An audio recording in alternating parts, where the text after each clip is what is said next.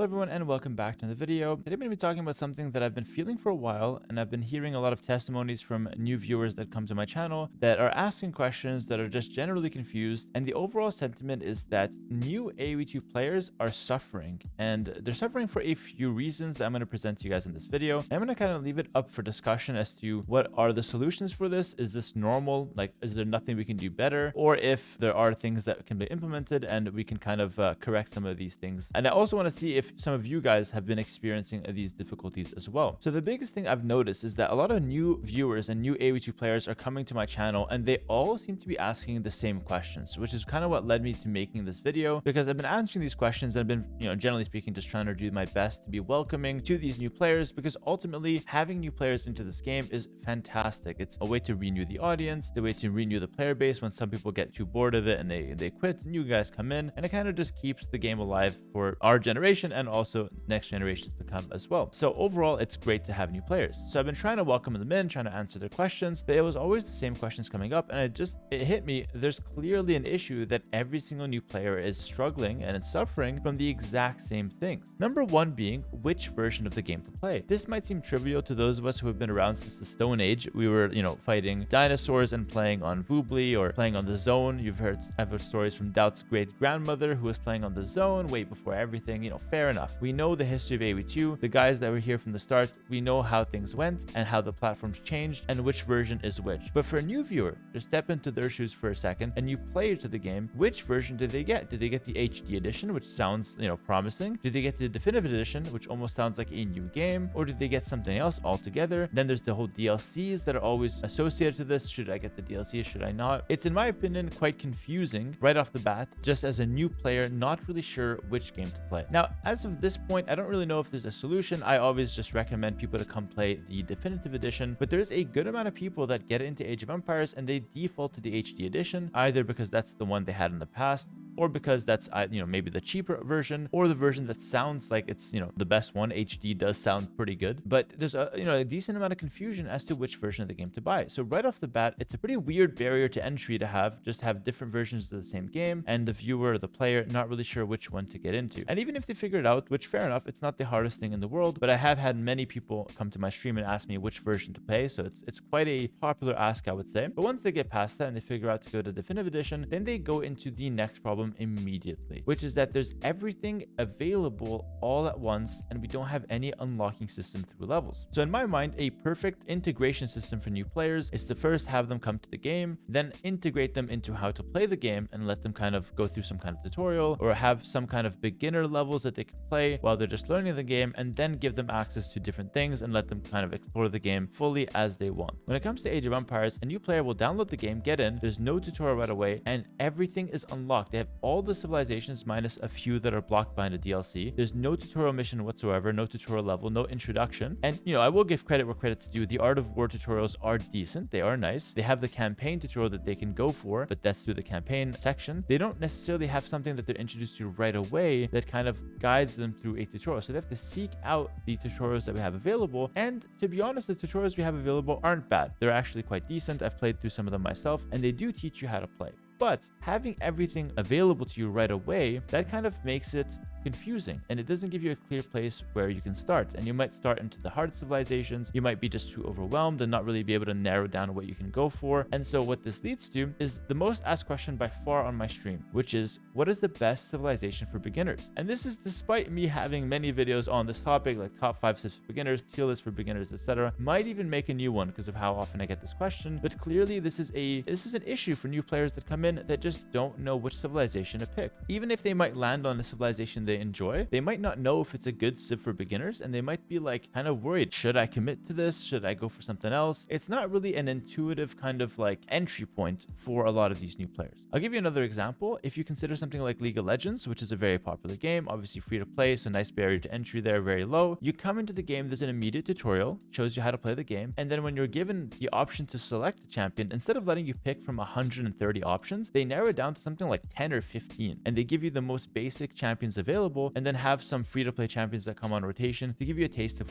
what's out there. I'm not saying that here at Age of Empires we should completely adopt the system, but I am showing what I consider to be a successful new player integration, where they kind of break down what's available to kind of guide new players towards the easier to play options and easier to play civilizations or whatnot, that kind of give them something right away that they can work on, develop, and then open up some other options down the line. And I would also argue that having some kind of unlocking system or some kind of leveling up system or anything that kind of breaks the game into some beginner civs into something more kind of gives the new player a reason to play a few more games and to push to unlock some new civs, because they feel like now that they'll play a few games with the available civilizations, they might like one, they might fall in love and just one trick it, or they might just play through a few games and then eventually unlock other civilizations that they will then fall in love with. So they'll eventually find their civilization, but it comes through unlocking it, which feels rewarding to the new player. And honestly, we have a really easy way to do this in Age of Empires. You can just do it through Steam achievements. You can just have a Steam achievement where you win a certain game with X civ and then you unlock different civilizations. It doesn't have to be anything crazy, but it is possible if that is a route that the game wants to go down. Now again, I'm not saying I have it all figured out and this is the best direction to pull the game into, but I am noticing that it is a clear issue that new players are coming in and they don't even know what civilization to pick, and they're really hesitant to even start playing the game because they're really just not sure where to start. It's a very real sentiment out there, and I'm sure it's the vast majority of new players that are feeling it. All right, past the new player integrations now, I do want to kind of talk about something that pushes people away and it can potentially lead to new players quitting the game or kind of just only enjoying it on a surface level, whether that's just playing single player or watching streams. I want to first start by saying that there's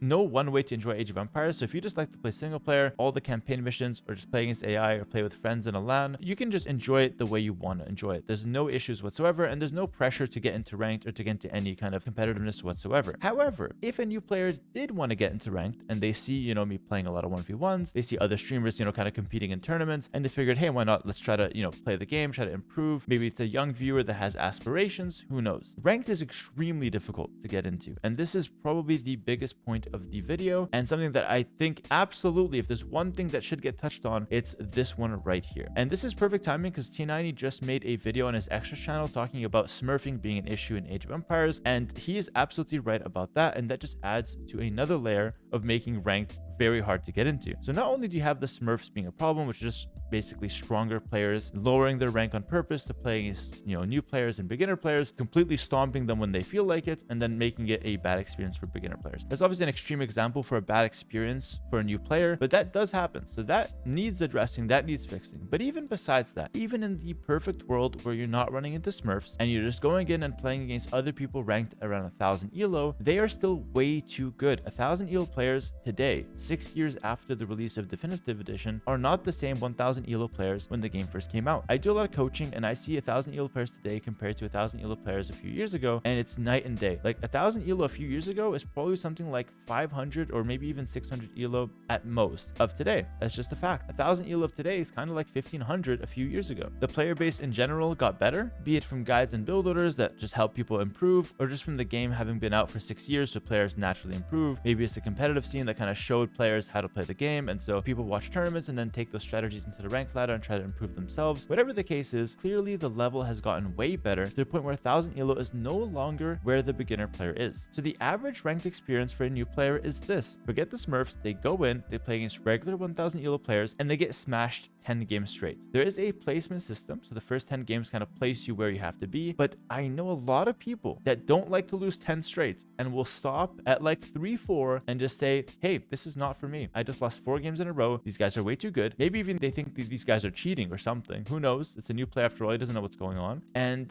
he just quits. Fair enough. He lost 4 games in a row. It hasn't been a fun experience. He got stomped every single time, and ranked clearly is not for him. And he might decide altogether to just drop the game, or to just go back to playing every now and then, or maybe just go back to just watching it. Obviously, to each person, it's going to be a different situation. But generally speaking, the ranked experience is going to be exactly that. You go on, you're a new player, you lose 10 games in a row, and then you stabilize at around some like 500 or 600 elo. And I know the solution that a lot of people might think is to play. I thought of it as well, a few years ago until I was corrected. And I don't think it's going to actually change anything, at least I was told, is to just lower the barrier of entry. Just go in. If you're a new player, you go in at 500 elo instead of 1000. Problem solved. Unfortunately, over time, the 500 elo will be the new 1000 elo, and it's going to get really hard, and then you have to lower it again, and so on and so forth. So it turns out that just changing the rank that a new player comes in from 1000 to 500 is just a temporary solution. It's not going to be a long-term solution, and it doesn't necessarily fix the problem. However, I think there's one thing that could fix the problem, and this is the system that chess.com used to implement. I'm not sure if they still do, and it's to ask the player what level they are when making the new account and hopping into ranked for the first time. So if they're a brand new player, you start them off at something like 500 elo. If they're an intermediate player, you start them at something like 750 elo, and if they're an advanced player, you start them at 1000 elo. This kind of changes where players come in from, and it kind of makes it so there's not one starting elo where you go for. It's different starting elos that you can choose to get put in that is going to be matching your skill level. So if you're making a secondary account, you're a good player, or a returning player, you go straight for the 1000 elo, you have a good experience. If you're a new player, you go to 500 elo and you have a good experience. Obviously, the downside is that smurfing gets out of control, which is why I mentioned smurfing earlier. I do want to address this topic. I think smurfing needs to be addressed on its own situation. I think accounts that are clearly sandbagging, clearly just dropping elo on purpose to bully new players, I think they should be reported and dealt with in a different way. I don't think we should have our new player integration worry about smurfs. I think smurfs should be dealt with in a different way entirely, and we should focus our ranked system on new player integration and giving new players the best experience possible. And the reason why I emphasize this so much is because a lot of players want to get into ranked. They want to jump in, they want to play, but they get discouraged from playing it. And the issue with Age of Empires 2 is right now, the alternatives to ranked are really not much better. If you want to play multiplayer and you've decided ranked's not for you, you lost 5 straight, what are the alternatives? You have quick play, so you can go play quick play, which is okay, you get fast games, but those are not really well balanced because you get players of a bunch of different elos. It does have its own hidden elo system, but from my experience doing some coaching, you usually get players that are either weaker than you, stronger than you, or on some chances you can get someone that's evenly matched, but you have really no way to know going into it if it's going to be a fair game or not. And then quick play aside, you have the lobby system, so you can just hop in and play games with the lobby system, but I don't have to talk much about this. The lobby system is by far the worst thing we have in the game. It's super unintuitive to use. Half the time it doesn't work and doesn't show the lobbies correctly. The other half of the time it's just random lobbies that say, noob only but are not, or they say, one thing and there's something else, or there's some weird game mode. It's very hard to use the lobby system. That's probably one of the hardest things for a new player to be thrown into. And so the way I see it, the new player really just doesn't have a good experience going into playing this game. And it's a very big problem to have. It's pretty sad to say, obviously, because you'd like the new player to come in and to experience just how nice and how fun this game is, that we all, the regular players, we know how good this game is. We want to invite players to play, but then usually their bad experience in the first few sessions leads to most people just giving up on it and leads to most people just being outright confused. And in best case, those confused players come to my stream or someone else's stream, they ask the right questions, they meet the right people, and then they're able to, kind of adjust a little bit, get back in there and enjoy the game. And in the worst case, they just leave and never play the game again. Which brings me to my last and final point, which is the fact that you can't meet anybody through the game. You can't interact with anyone. You can't make friends. You can't talk to people in the game. You have to use third-party platforms like Discord or, go to streams. It's overall just a very isolated experience. And this is one of the biggest criticisms I have of the definitive edition. I've made videos about it in the past. Unfortunately, nothing has changed since then. We're still stuck with the same lobby system that's hard to use. We're still stuck with new players, or any player really, not being able to communicate properly in game. No messaging system, no friend system, no voice chat. You can't even, talk to someone after you play a game and you want to play again with them. You can't really meet them again. You just have to invite them by name and hope that they accept your invitation. It's very difficult to actually interact and create bonds in this game. And that's the final point to end off this video, because I really want to highlight that if you have a bad experience with this game, it's really hard to fix that bad experience and to turn it into a positive one by just meeting the right people, because you're really just not exposed to the right people and you can't connect with the right people unless you're like very deep into the Age of Empires 2 community and you seek external platforms. Obviously, it's not that difficult to seek out the third parties. You can easily go to someone's chat on stream and ask questions. You can easily visit the subreddit. You can easily go for a Discord server and try to ask questions there. And people in general in the AoE2 community are super welcoming and super friendly, especially with the new players. We have a good welcoming vibe, which is a shame that the game itself is so unwelcoming to new players. So here are my final thoughts. I think it's pretty clear that there are some issues preventing new players from having a smooth integration. I've tried to provide some solutions that I've thought of, but obviously at the end of the day, I'm just one person and I have just one perspective, or maybe just a couple, from hearing different opinions and whatnot. But I can say for a fact that judging from the comments on my stream, a lot of new players are struggling with these same